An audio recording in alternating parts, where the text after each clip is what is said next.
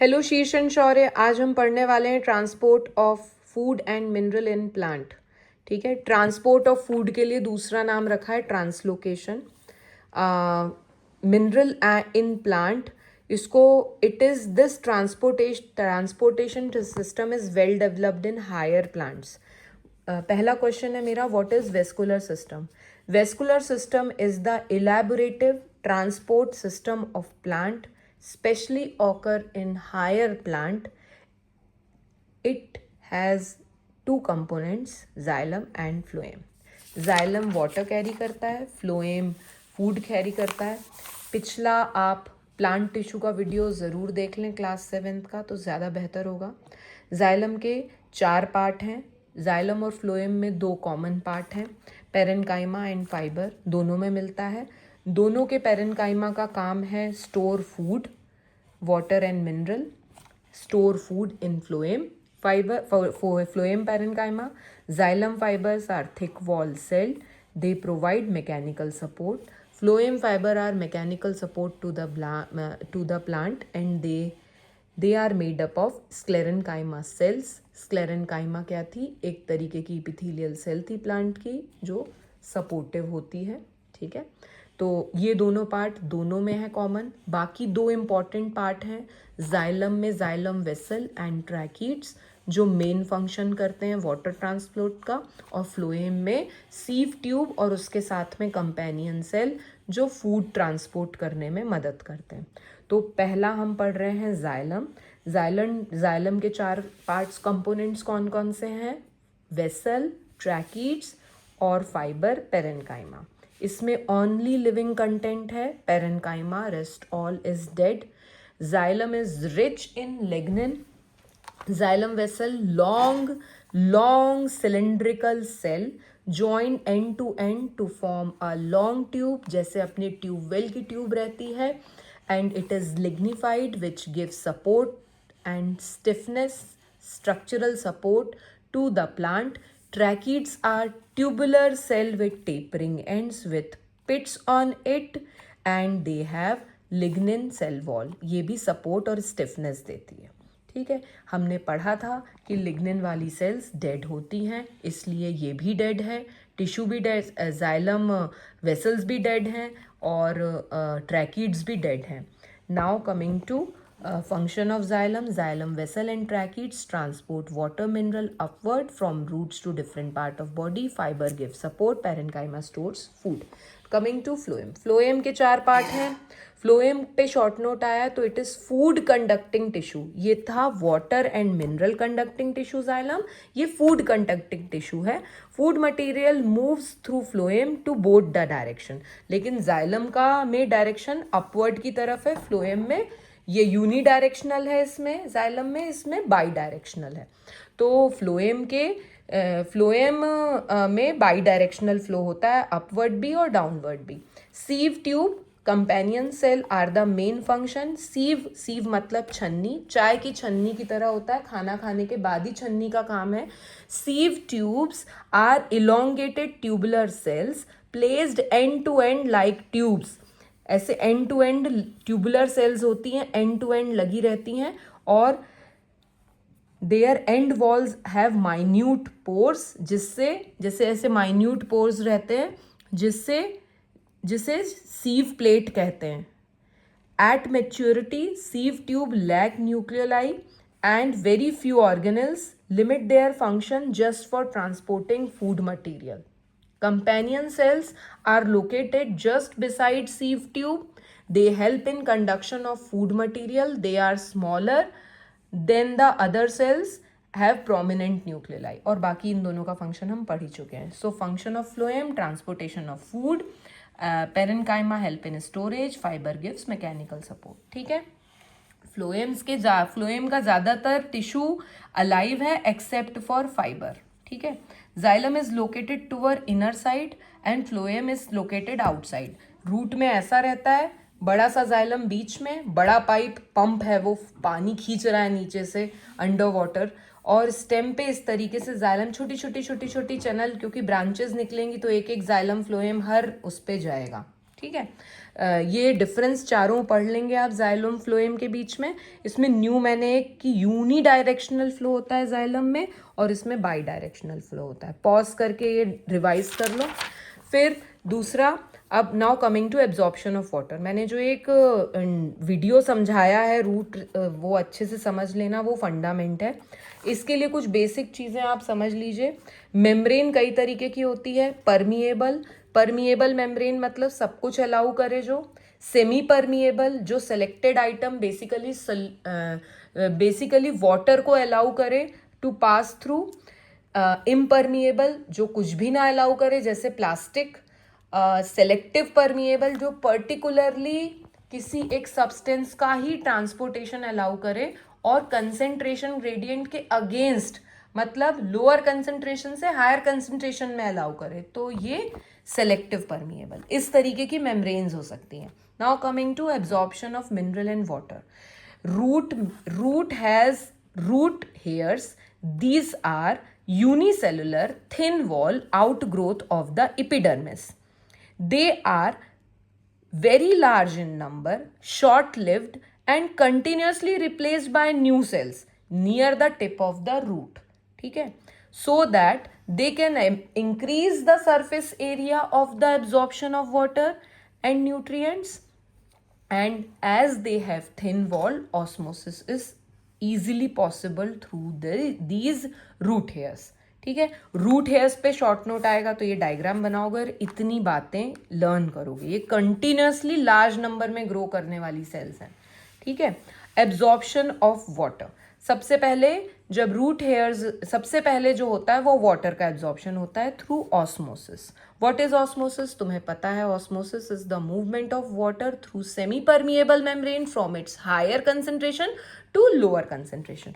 सो पहले वाटर का absorption through root hairs occur through osmosis. ठीक है, फिर क्या होता है? What is semi permeable membrane? वैसे सेमी परमिएबल मेम्ब्रेन ऐसे मान लो फिल्टर पेपर जैसे इम्प्योरिटीज को रोक देता है लेकिन पानी को फिल्टर कर देता है। तो semi permeable membrane is a thin membrane that allow movement of selected molecule through it. For example, water molecule can easily pass through a membrane but prevent movement of solute particle like salt and sugar. और impure जैसे filter paper impurities को रोक लेता है।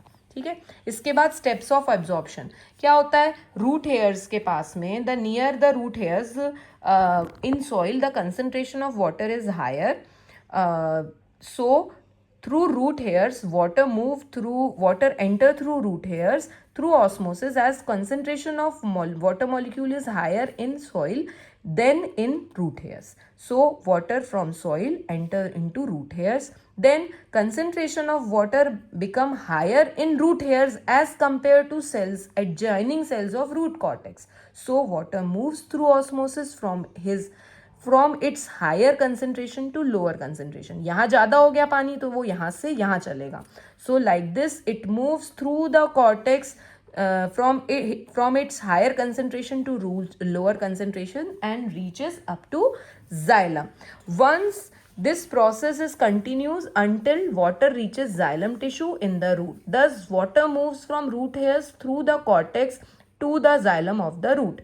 Inside the xylem, water travels upward against the force of gravity. This is called ascent of sap against the force of gravity. ठीक है, now अब पानी एब्जॉर्ब हो गया तो अब पीछे से मिनरल आएंगे. मिनरल का एब्जॉर्प्शन जैसे इसके लिए ऑस्मोसिस हुई थी, अब मिनरल के एब्जॉर्प्शन के लिए डिफ्यूजन होगा. डिफ्यूजन कैसे होता है? डिफ्यूजन एंड एक्टिव ट्रांसपोर्ट होगा. What is diffusion? Diffusion is the movement of salt and mineral, और गैसेस का भी हो सकता है, from its higher concentration to lower concentration. It doesn't require any energy. ठीक है, तो मिट्टी में सॉल्ट मिनरल्स ज़्यादा हैं तो वो रूट हेयर्स से एब्जॉर्ब हो जाएंगे डिफ्यूजन के थ्रू. फिर एक समय के बाद में जब कंसेंट्रेशन रूट हेयर्स में हाई हो जाएगा मिनरल और सॉल्ट का, तो एक्टिव ट्रांसपोर्ट के through mineral ion moves from soil from their lower concentration to higher concentration using energy through active transport. ठीक है, तो initially the mineral absorption is through diffusion, then once the concentration is, जो gradient खत्म हो जाता है, तो further आपको अगेंस्ट ग्रेडियंट जाने के लिए you need active transport. The movement of mineral ion from region of their lower concentration to higher concentration which requires energy is called active transport. They need ATP, adenosine triphosphate, for these type of active transport. Active transport involves movement of mineral against the concentration gradient. It requires energy. ये याद करेंगे. Osmosis और diffusion के difference याद करेंगे. ये liquid में हो सकता है, ये लिक्विड एंड गैस दोनों में हो सकता है डिफ्यूजन. डिफ्यूजन हमारी एल्वेलाई में गैसियस एक्सचेंज के लिए होता है और टिश्यू लेवल पे गैसियस एक्सचेंज के लिए होता है. ऑस्मोसिस केवल पानी का मूवमेंट है, लिक्विड का मूवमेंट है. ठीक है, तो first water is absorbed by osmosis, then salt, mineral and ions are absorbed through diffusion, and once the concentration gradient is high inside the root hair, तो actively ions are absorbed by active transport. ये 3 step हो गए हमारे. फिर क्या होगा? ascent of sap. अब एक बार sap is created. What is sap? Cell sap is the liquid containing mineral, salt and water enclosed in the vacuole of a cell. Xylem में आ गया cell sap. Now it has to ascend up. चढ़ना ऊपर. What is ascent of sap? The upward movement of water and mineral from root to aerial part of the plant against the gravitational force is ascent of sap. Now, transport of sap depends on root hair absorbs water and mineral, and salt reaches to root cortex. Then root hair absorb water and soil through osmosis. अब एक बार concentrated cell SAP बन गया xylem में, then again osmosis occur. हमने पहले किया osmosis, then diffusion, then active transport, then again osmosis. This as mineral salt get accumulated in the xylem, the water concentration get reduced in it. This creates a concentration gradient which strong enough to draw water and mineral towards the stem. The pressure developed in the root due to continuous inflow of water from the roots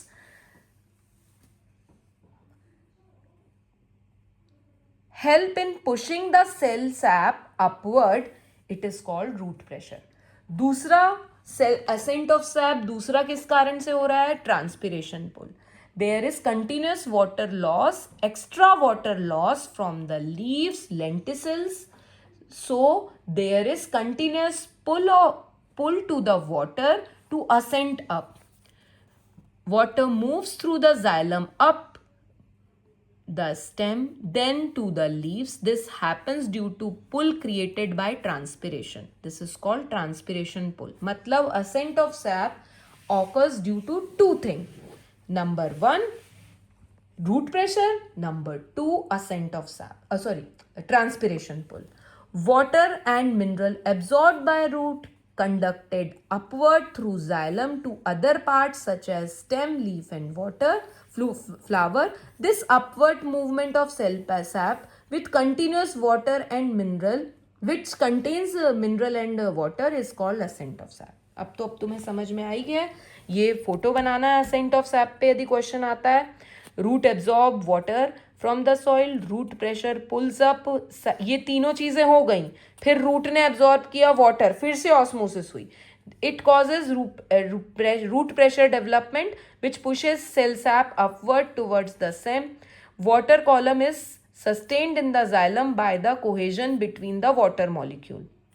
एक cohesion molecule, same molecules के बीच में होता है cohesion. जैसे पानी बहेगा तो साथ में बहेगा, तो कोहेजन की वजह से the water column is sustained and water is loss through the transpiration. So transpiration of water vapor from the stomata exert a pull. ये एक नई चीज आई कि एक कॉलम में कोहेजन प्रेशर रहता है. समझ गए ना. फिर ये मेथड बता रहा है कि जाइलम वाटर, ये एक्सपेरिमेंट बताता है कि जाइलम कंडक्ट्स वाटर यदि लाल कलर का डालेंगे तो कट सेक्शन में हमें लाल लाल जाइलम अंदर की तरफ दिखेंगे, क्योंकि इस तरीके से स्टेम में अरेंजमेंट होता है, जाइलम अंदर फ्लोएम बाहर. ठीक है. Now coming to transpiration and absorption. All the water, extra water lost by the plant in the form of vapors from the stomata of leaves or other aerial parts of the plant is called transpiration. Transpiration का basically होता क्या है, क्यों होता है, why transpiration occurs? Transpiration का importance है, it gives cooling effect. Transpiration is same as evaporation, slow process और बॉडी को ठंडा करने के लिए प्लांट करता है, धूप में बैठा रहता है प्लांट. तो cooling effect when there is rapid loss of water from aerial parts of the plant, it brings down its temperature. वो धूप में इस तरीके से पूरे टाइम रहते हैं, तो उनको ठंडा करने के लिए भगवान ने ट्रांसपिरेशन रखा है. उनके पास कोई शेड नहीं है, कपड़े नहीं है, चल नहीं सकते, तो टेम्परेचर मेंटेनेंस के लिए, कूलिंग इफेक्ट के लिए है transpiration. And it is necessary for ascent of sap and distribution of mineral. Transpiration का पुल नहीं रहेगा तो असेंट ऑफ सैप नहीं हो पाएगा. Transpiration results in development of low water potential in the leaf tissue. ठीक है, thus water moves from the xylem tissue to the leaf cell, help in ascent of sap. तीसरा, removal of excess water can be done by the transpiration. तो 3 functions of transpiration ये हैं. And the factors which affects rate of transpiration is same as the factors affect rate of evaporation. Sunlight, more sunlight, hot day, more transpiration. Higher temperature, hot day, more transpiration as compared to cold. Windy day, more transpiration. Humidity, less transpiration. Humid day, less transpiration. Evaporation की तरह है, बस एक 5वां point evaporation में रहता है, volatile substances show more rate of transpiration. Sorry, evaporation. So transpiration एक हमने एरियल पकड़ा, तो ये ट्रांसपिरेशन 3 चीज़ों से होता है. स्टोमाटा लीफ में होते हैं, लेंटिसल्स स्टेम में होते हैं, और न्यूमेटोफोर्स वो मैंग्रोव्स प्लांट में होते हैं. रूट्स बाहर निकल के आती हैं उनकी, और उनसे ऑक्सीजन का और गैसियस एक्सचेंज होता है. What is wilting? When water loss, इस पे शॉर्ट नोट आ सकता है, ये डब्बे के अंदर वाली चीज़ें तो तुम्हारे यहाँ वाले जरूर पूछते हैं. When water is lost through transpiration more quickly than it is absorbed by the root hairs, the plant cell tends to lose water. As a result, the leaf, stem, flowers droop. This is called wilting. दूसरा नाम है मुरझा जाना. Indoor plant को तुम पानी ना दो, माली भैया एक दिन पानी ना दें, तो वो मुरझा जाते हैं. This is called wilting. अब short note on transpiration pull. As the water lost through transpiration, more water is absorbed, more water is required. This creates a suction pressure which pulls water from xylem of the roots to the stem and then to the leaves. This is called transpiration pull. Thus the amount of water in the root get reduced. In turn, water from surrounding soil passes on to the root hair cells by the process of osmosis. Thus the cycle continues. ठीक है. अब एक question कि यदि plant इतना सारा पानी क्यों एब्जॉर्ब करता है जब उसको यूज नहीं है? बिकॉज उसे अपने आप को ठंडा रखना है, कूलिंग इफेक्ट के लिए और असेंट के लिए. ठीक है. और अब नाउ ये हो गया पानी का, सब कुछ कर लिया अपन ने, एब्जॉर्प्शन एंड सारी चीजें. नाउ कमिंग टू फूड का. अब now coming to transportation of food. Food transportation, the transport of soluble product of photosynthesis like sugar molecule is called translocation. L for lunch, L for food. Translocation occurs through phloem. ठीक है. और यदि ये this experiment shows if we remove the phloem, there is swelling at upper end of the stem. This shows phloem help in transportation of food.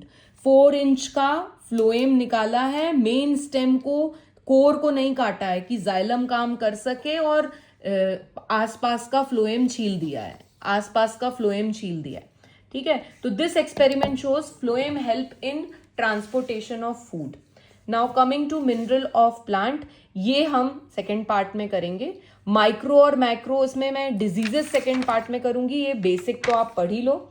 Micro and macro nutrients, the macronutrients which are required in large quantity, it forms 0.2 to 0.4% of dry weight of plant. इसमें क्या क्या है? Nitrogen, phosphorus, potassium, sulphur, calcium, magnesium. And what are micronutrients? They are called trace element. They are required in parts per million, ppm में. 0.1 से 0.02% of dry weight of plant ये होता है. तो ये कहलाते हैं micronutrients. It includes boron, magnesium, zinc, zinc, iron, chlorine, copper, निकल, मोलिब्डेनम. ठीक है. तो टोटल 17 एसेंशियल न्यूट्रिएंट्स हैं जो कि माइक्रो और मैक्रो जो कि चाहिए होते हैं. They are important for the growth of the plant, formation of plant body, maintenance of cell shape and food transport. ठीक है. इसके बाद में ये वाले 5 पॉइंट्स आप याद करोगे कि नाइट्रोजन, इसको मैंने ऐसे याद किया है कि नाइट्रोजन प्लांट ग्रोथ के लिए, फॉस्फोरस प्लांट ग्रोथ के लिए, बोरॉन रैपिड प्लांट ग्रोथ के लिए. ठीक है. Potassium and sulphur is necessary for protein synthesis. ठीक है. और नाइट्रोजन का क्लोरोफिल बनाने के लिए जरूरी है. बोरॉन बोरा है, सेल वॉल फॉर्मेशन के लिए जरूरी है. पोटेशियम फोटोसिंथेसिस के लिए जरूरी है. और sulphur essential for every living cell. तो ये याद कर लेंगे. फिर डेफिशिएंसी डिजीज तो आपको खुद ही पढ़नी पड़ेगी. ओके, बेस्ट ऑफ लक बेटा.